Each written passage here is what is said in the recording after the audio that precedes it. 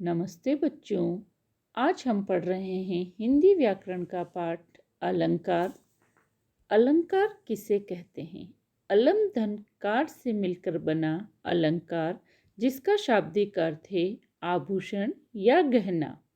जिस प्रकार आभूषण स्त्री और पुरुष के सौंदर्य को बढ़ाते हैं, उसी प्रकार काव्य में अलंकार सौंदर्य वर्धन करते हैं।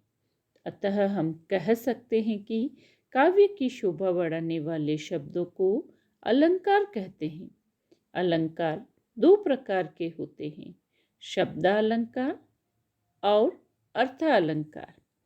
अब हम पढ़ेंगे शब्दालंकार, जहाँ काव्य में शब्दों के विशिष्ट प्रयोग से सौंदर्य और चमत्कार उत्पन्न होता है, वहाँ शब्दालंकार होता है। अर्थालंकार, जहाँ काव्य में अर्थ के कारण सौंदर्य या चमत्कार उत्पन्न होता है, उसे अर्थालंकार कहते हैं। अब हम पढ़ते हैं शब्दालंकार। शब्दालंकार के तीन भेद होते हैं, अनुप्रास अलंकार, यमक अलंकार, श्लेष अलंकार।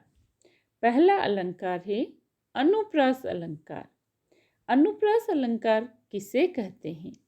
जहाँ वर्णों की आवृत्ति से चमत्कार उत्पन्न होता है, वहाँ अनुप्रास अलंकार होता है।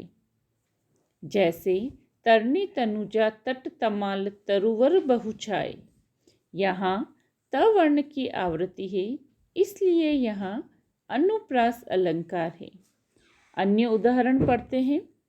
चारु चंद्र की चंचल किरणें खेल रही है जलथल में, यहाँ च और ल वर्ण की आवृत्ति हो रही है, इसलिए यहाँ अनुप्रास अलंकार है। इस प्रकार हम कह सकते हैं कि जहाँ वर्णों की आवृत्ति होती है, वहाँ अनुप्रास अलंकार होता है। यह वर्णों की आवृत्ति शब्द के प्रारंभ, मध्य तथा अंत कहीं पर भी हो सकती है। अब हम पढ़ेंगे यमक अलंकार। यमक अलंकार किसे कहते हैं?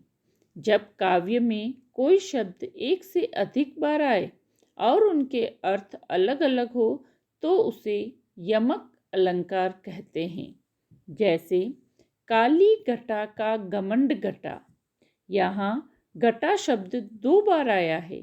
पहली बार घटा शब्द का अर्थ है बादल और दूसरी बार घटा शब्द का अर्थ है कम होना, यानी शब्द का एक से अधिक बार आया है, परंतु उसके अर्थ भिन्न हैं। और उदाहरण, तीन बैर खाती थी, वे तीन बैर खाती है। यहाँ तीन बैर का अर्थ तीन समय है और दूसरे तीन बैर का अर्थ है तीन बैर नामक फल। कनक कनकते सो गुनी, मादकता अधिकाय, या खाए बोराए जग, या पाए बोराए। यहाँ कनक कनक शब्द दो बार आया है। पहली कनक का अर्थ है सोना और दूसरी कनक शब्द का अर्थ है धतूरा। इस प्रकार यमक अलंकार में शब्द एक से अधिक बार आता है, परंतु उसके अर्थ भिन्न भिन्न होते हैं। अब हम पढ़ेंगे श्लेष अलंकार। श्लेष अलंकार किसे कहते हैं? श्लेष का अर्थ होता है चिपकना। जहाँ एक शब्द का प्रयोग एक ही बार हो, परंतु उसके अर्थ एक से अधिक हो, वहाँ श्लेष अलंकार होता है। निम्न उदाहरणों से हम इसे समझेंगे।